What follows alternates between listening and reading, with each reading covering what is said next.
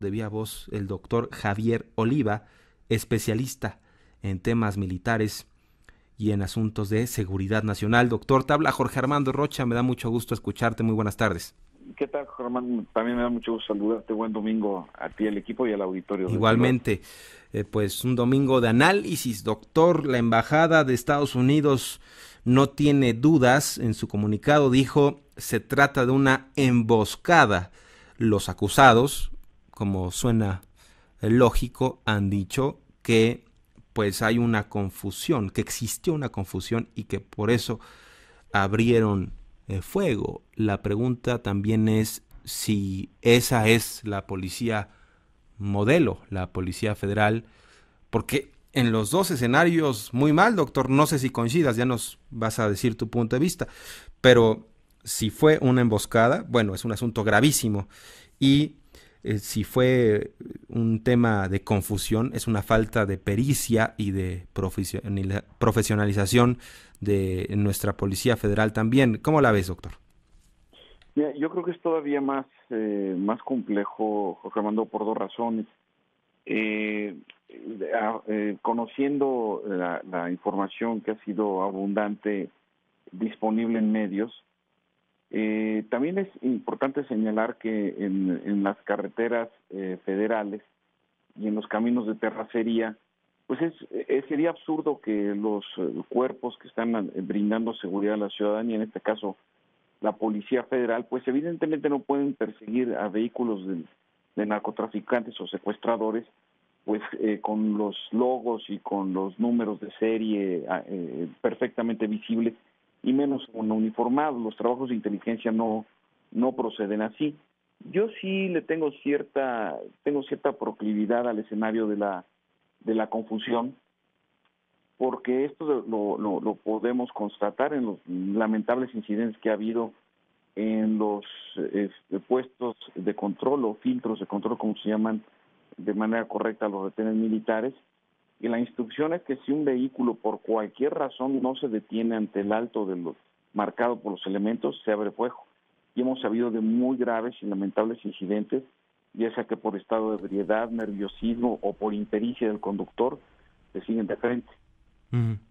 En este caso, si en efecto le marcaron el alto a esta camioneta, que como vemos por sus características son las que usualmente son vehículos con los que usan los delincuentes, las placas no son ninguna garantía. El inútil gobierno de Nuevo León, recordemos que le acaban de robar 10,000 juegos de placas, ¿no? Uh-huh.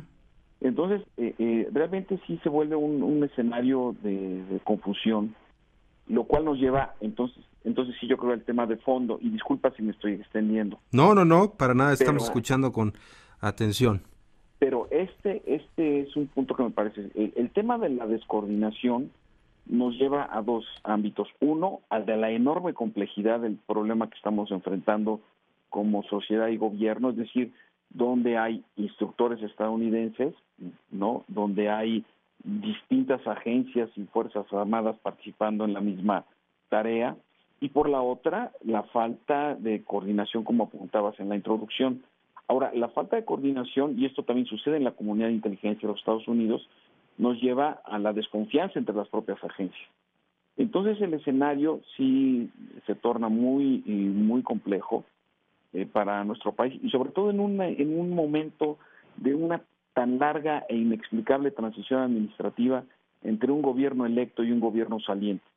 Entonces, lo sucedido en un camino de terracería en la carretera federal México-Cuernavaca, en ese sentido, me refiero al sentido de los vehículos, o dirección a Cuernavaca, sí pone en evidencia la complejidad del problema, y por el otro lado la falta de esta articulación, en donde, bueno, si probablemente al conductor del vehículo le marcaron el alto mostrándole las armas, pues él pudo haber pensado, lógicamente, y es explicable, que se trataba de un delito que iban a cometer en su contra, y pues decide escapar, ¿no? Entonces, ¿cómo saben unos y otros a quiénes corresponden, no? Entonces, Uh-huh. no comparten frecuencias de radio, por ejemplo, porque ahí lo hubieran podido resolver rápidamente. Tiene que hablar hacia una base de la Armada de México para que acudan oportunamente para que esto no terminara en una tragedia, ¿no? Entonces, sí creo que es un escenario que debiera llamar la atención poderosamente, sobre todo porque el presidente de la República, en esta inexplicable gira del adiós, autotriunfalista, bueno, hay evidencias de que las cosas, el propio INEGI se encarga de desmentir sus visiones optimistas de él y su secretario de Gobernación. Entonces, sí pienso que, y con los elementos que tenemos a la vista, los ciudadanos y quienes estudiamos estos temas, pues sí, es muy preocupante la situación, sin duda alguna. Ahora mismo circula un spot que nos taladra los oídos, en donde el presidente Calderón asegura que pues el Estado mexicano se juega el alma en materia de seguridad, pero ya no va a poder presumir que deja un México en paz. Si ese era el objetivo central, me imagino, quiero pensar que ese era el objetivo central de la guerra contra el narcotráfico, pues obviamente no se cumplió. Aquí hay otro elemento muy importante, doctor, que destacas, el tema de las discrepancias. Pareciera que a lo largo del sexenio tuvimos una suerte de peleas, de disputas, en ocasiones silenciosas, en otras veces más manifiestas, entre las diversas corporaciones, los marinos, los militares mismos, la Policía Federal. Y bueno, pues también en este caso particular queda de manifiesto que pues pareciera que cada corporación está jugando sus propias cartas sin una debida coordinación, porque lo que se filtró a medios como Reforma, las declaraciones de marinos al inicio es que nos atacaron los federales, acusando directamente a los federales, siendo finalmente parte del mismo Estado, que es algo que tampoco podemos soslayar, ¿no, doctor? Desde luego, por eso es muy importante observar y leer cómo van a ser tratados en términos judiciales estos 12 elementos para saber en efecto los móviles, porque aquí es que también resulta bastante extraño que se atente de manera deliberada contra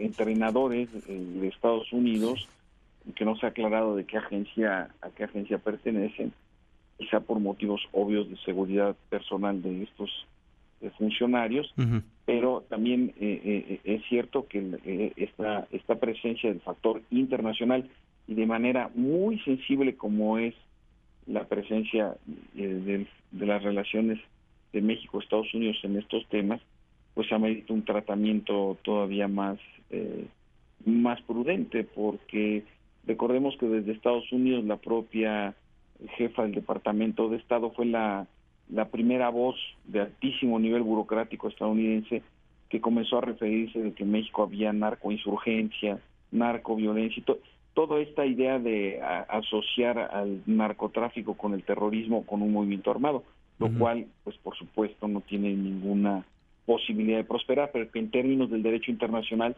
traería muy graves consecuencias para nuestro país. Entonces, yo también tomaría con cierta mesura, con cierta con estos antecedentes el comunicado de la propia embajada de los Estados Unidos, porque estos escenarios son los que hacen más propicios la posibilidad de condicionar o de adentrarse en el diseño de las políticas, más aún en este periodo de cambio de gobierno. Ahora bien, en el caso de la tesis de la emboscada, entonces también lo que estás sugiriendo es que es mucho menos improbable el escenario, porque pues ¿qué incentivo tendría la Policía Federal para atacar a plena luz del día al cuerpo diplomático de los Estados Unidos? Porque pues en un análisis somero habrían entendido que realizar una operación de este tipo, pues terminaría en un escándalo de la magnitud de lo que estamos viendo ahora. Es decir, no se darían un balazo en el pie. Por supuesto. Claro, en términos, y me parece que lo planteaste de manera impecable, en estos temas, bueno, en términos mediáticos, pues no es nota, como dicen ustedes los periodistas profesionales, ¿no? Pero sí es mucho mejor el análisis sosegado de los acontecimientos, la racionalidad que le podamos dar a estos elementos, independientemente de la concepción que se pueda tener del éxito o el medio éxito o el semifracaso o el fracaso total de la estrategia desarrollada por este gobierno. Lo cierto es que cuál sería, sabiendo que un atentado de esta naturaleza, pues recordemos solo de una manera reciente el caso también de los 2 agentes, uno de ellos que muere en el lugar de los hechos en una carretera de San Luis Potosí, un agente de apellido Zapata, pues generó todo un conflicto grande en aquella ocasión, lógicamente. Y en esta ocasión, pues serían 2 y además un capitán, o sea, no, un militar de rango importante dentro de la propia Armada. Entonces, sí creo que hay que analizarlo en este contexto de la gravedad del evento. Y yo soy más, con estos elementos que he tratado de exponer, tendría más argumentos para suponer el escenario de la confusión, que eso no significa descargo de responsabilidades de ninguna manera.